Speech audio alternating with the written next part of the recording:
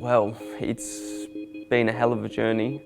I remember the first time I started to get my emotions back, everything was inappropriate. I was inappropriately sad, inappropriately angry, and inappropriately happy. First word is brain. Injury, Memory. terrible, Emotions. fluctuating, Intelligence. extreme.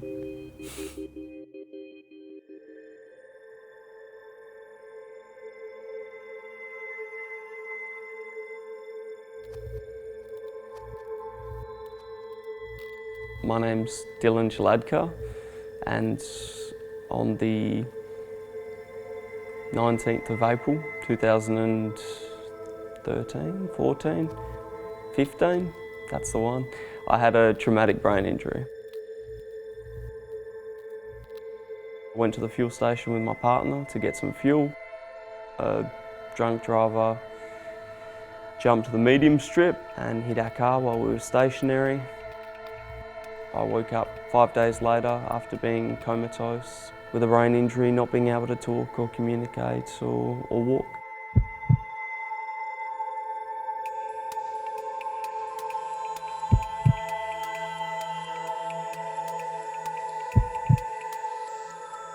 I knew we were in trouble because you can't injure a brain like that and come back completely okay.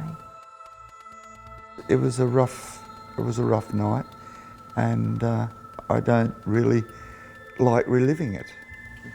I just don't like talking about it too much if I can help it, you know. I knew right from the get-go, from the minute I woke up, that something was very wrong.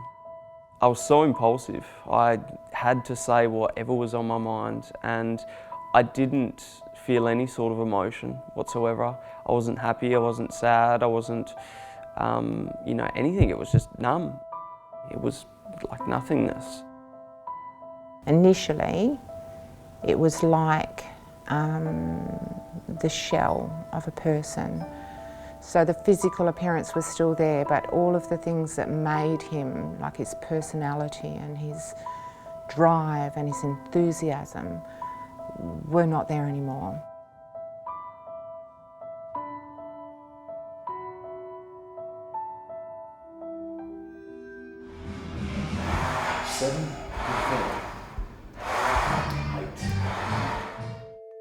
I was determined that I was going to get walking again.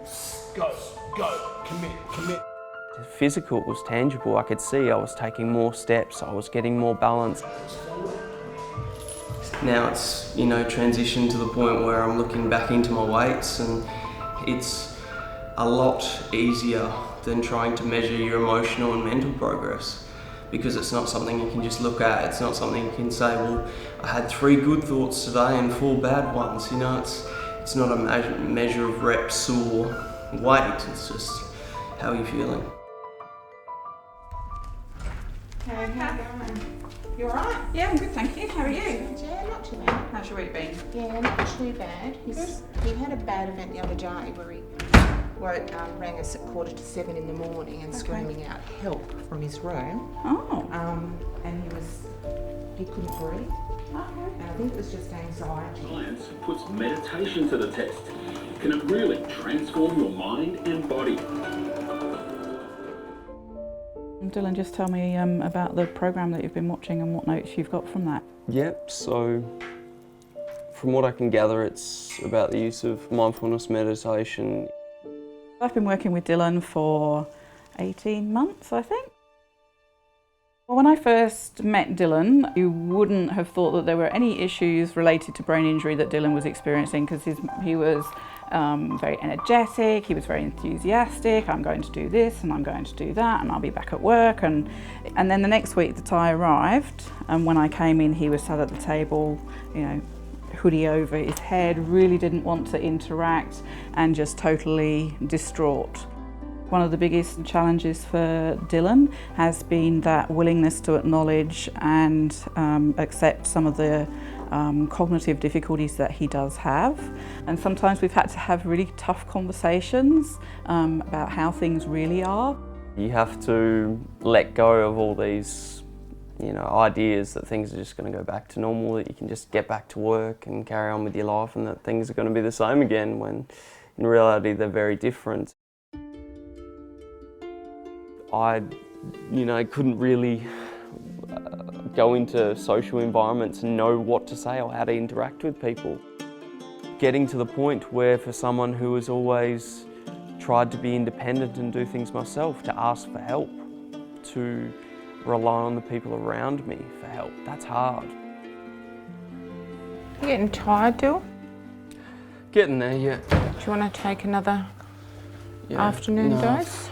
No, that's okay.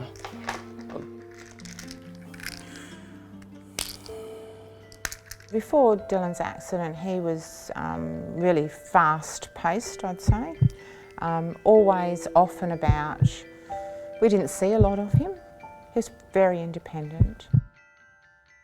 I suppose the changes in Dylan are massive, so motivation's a huge thing for him. He can get up and not want to do anything for the whole day. Now that he's trialling the stimulant medication, that's much better, but it's getting him up to take that medication to get the day started. He can go 3 to 4 days or a week without a shower, without a shave, sort of without cleaning his teeth.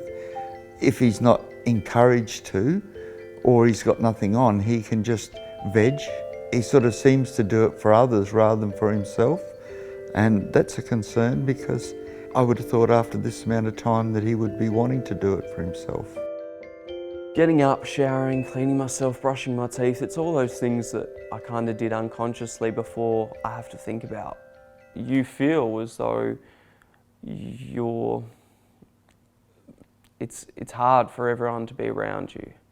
Like, you make everyone else's life difficult because you're dependent on other people. We went through that period where Dylan was considering, would you say considering taking your own life? Yeah, where for him it was more about saving us the pain and the heartache. He would see what Mum would go through, what we were going through, and he didn't want to be a burden. Coming over and seeing him overweight and not wanting to do anything was pretty hard for me. I thought I was going to lose my best mate, and that scared me to death. That was probably the most difficult point, but was lucky, very lucky, that we came out the other side of it.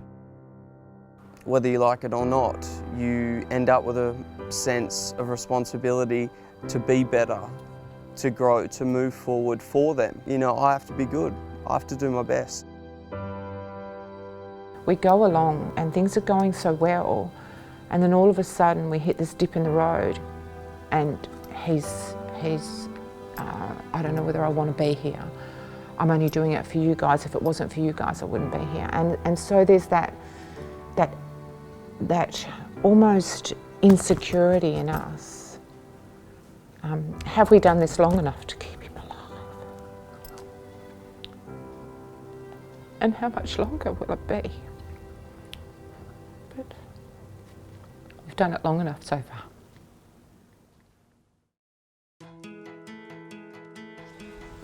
I know you don't want to work.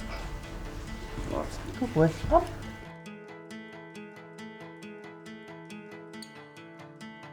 Originally, when we got Mr. Parker, it was this idea that if I had something to depend on other than myself, that would get me motivated. Basically, Mr. Parker's an assistance animal in training for post-traumatic stress disorder, for dealing with some of the, anxiety conditions, the social fears that come with having a traumatic brain injury, and everyday emotional support. And even now, funnily enough, we're surrounded by water, and he's absolutely afraid of it. I'm not the only one who has, anxiety and fears and depression, and, everyone does. Even animals, have fears.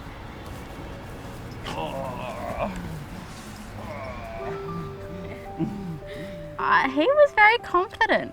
I would not know that he'd been through what he'd been through when I first met him.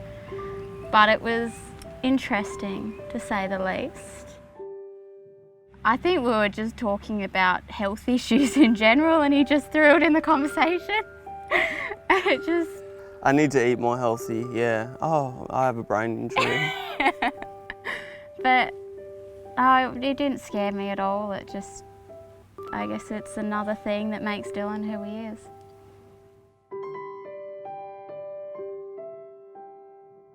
Meeting someone who didn't know you before the accident was a big thing, because for me, Lauren only knew me now as I am. There was no expectations. Come on, let's get you inside. We talk about it all the time. Dylan mourns the loss of who he was. I mourn the loss of the role that I played in his life then, and I mourn the loss of my son as he was. But I'm absolutely enjoying the person that he is now. There is no quick fix or answer for it. It's just a long haul that's going to take time to get through it. 5 years' time, I would like to see myself out of the house more. That'd be good. I'd love to go on a holiday. I don't even know if I can fly yet. It's something I haven't done.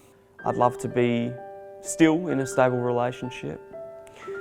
I'd like to be doing whatever makes me happy. No sense of having to do or be or fulfill anyone other than, you know, myself, my family and my friends.